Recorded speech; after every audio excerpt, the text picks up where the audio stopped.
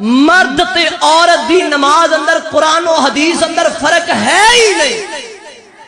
جو نماز مرد دی ہے وہی نماز عورت دی ہے. ماں بہنوں سن لینا، پورے دلائل کی روشنی میں اللہ کا قرآن میرے ہاتھ میں ہے. میں وہ نماز رہا ہوں جو محبوب کی مسجد میں پڑھی جاتی ہے، مدینہ شریف میں پڑھی جاتی ہے، مسجد حرام میں، بیت اللہ میں پڑھی جاتی ہے.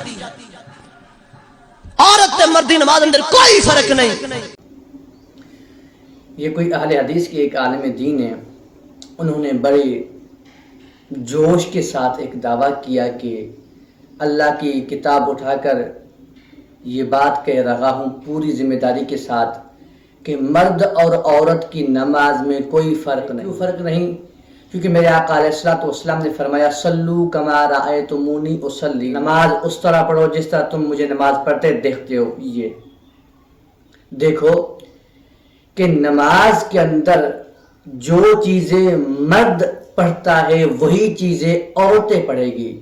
اس حوالے سے یعنی قرأت کے حوالے سے مرد اور عورت کی نماز میں بالکل کوئی فرق نہیں، لیکن ادائیگی کا فرق ہے کہ جس طرح مرد نماز ادا کرتا ہے، قیام کرتا ہے، رکوع کرتا ہے، اس کے بعد سجدہ کرتا ہے، تشہد میں بیٹھتا ہے، اسی طرح یہ جو نماز کے اندر جو ارکانات ہیں اور اس کے بعد جو ادائیگی ہے اس میں مرد اور عورت کے مابین فرق ہے. صحیح احادیث کے اندر آیا ہے. چنانچہ صحابی رسول حضرت وائل بن حجر رضی اللہ تعالی عنہ فرماتے مجھ سے نبی پاک علیہ الصلوۃ والسلام نے فرمایا اے وائل بن حجر جب تم نماز پڑھو تو ہاتھ کانوں تک بلند کرو. اے وائل بن حجر جب تم نماز پڑھنے لگو تو اپنے ہاتھوں کو کانوں تک بلند کرو، اور جب عورت نماز پڑھے وہ اپنے ہاتھوں کو سینے تک اٹھائے.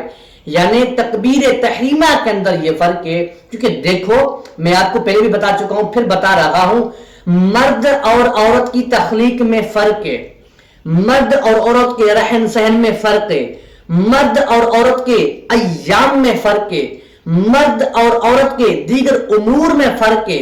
کیا مرد اور عورت کی نماز میں فرق نہیں ہوگا؟ ہے. مرد اور عورت کی جو نماز ہے، نماز تو ایک ہی ہے. جو چیزیں مرد پڑھے گا نماز کے اندر وہی چیزیں عورت پڑھے گی، لیکن ادائیگی کا فرق ہے. ادائیگی کس طرح؟ جس طرح مرد نماز ادا کرتا ہے، جس طرح مرد نماز کے ارکان ادا کرتا ہے، اسی طرح عورت وہ ارکان ادا نہیں. عورت کے پردے کا خاص خیال رکھا گیا ہے. حضرت ابو جحفر رضی اللہ تعالیٰ عنہ سے روایت ہے، وہ فرماتے ہیں بے شک حضرت مولا علی رضی اللہ تعالیٰ عنہ نے فرمایا نماز کے قیام میں ایک ہاتھ کی ہتھیلی کو دوسرے ہاتھ کی ہتھیلی کی پشت پر ناف کے نیچے رکھنا سنت سے ثابت ہے. یہ مرد کے لیے، لیکن عورت وہ ہاتھ سینے پر رکھے گی. عورت کے لیے یہ امام ابو داؤد علیہ رحمہ نے اپنی کتاب المراسیل میں یزید بن حبیب سے نقل کیا. فرماتے ہیں اللہ تعالیٰ کے رسول صلی اللہ علیہ وآلہ وسلم کا گزر دو عورتوں پر ہوا جو نماز پڑھ رہی تھی. آپ علیہ الصلوۃ والسلام نے ان سے فرمایا جب تم سجدہ کرو تو اپنے گوشت یعنی جسم کا کچھ حصہ زمین سے ملایا کرو، کیونکہ عورت سجدہ کرنے میں مرد کی طرح نہیں. طرح مصنف ابن ابی شیبہ میں ہے کہ حضرت مولا علی رضی اللہ تعالیٰ عنہ فرماتے ہیں عورت جب سجدہ کرے تو چاہیے کہ زمین کے ساتھ چپک جائے اور اپنے رانوں کو پیٹ کے ساتھ ملا لے. میرے پاس احادیث تو بہت ہیں لیکن وقت کو ملحوظ خاطر رکھتے ہوئے بس 2-3 احادیث جو میں نے آپ کے سامنے پیش کی.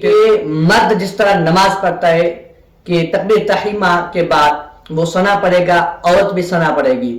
اس کے بعد مرد جس طرح سورہ فاتحہ پڑھتا ہے عورت بھی سورہ فاتحہ پڑھے گی. مرد سورہ فاتحہ کے بعد تلاوت کرتا ہے کہ ایک بڑی سورت یا ایک چھوٹی سورت، یا رکوع میں جاتا ہے تسبیحات پڑھتا ہے، پھر سجدے میں جاتا ہے تسبیحات پڑھتا ہے، پھر تشہد پڑھتا ہے، درود پڑھتا ہے، اس کے بعد جب سلام.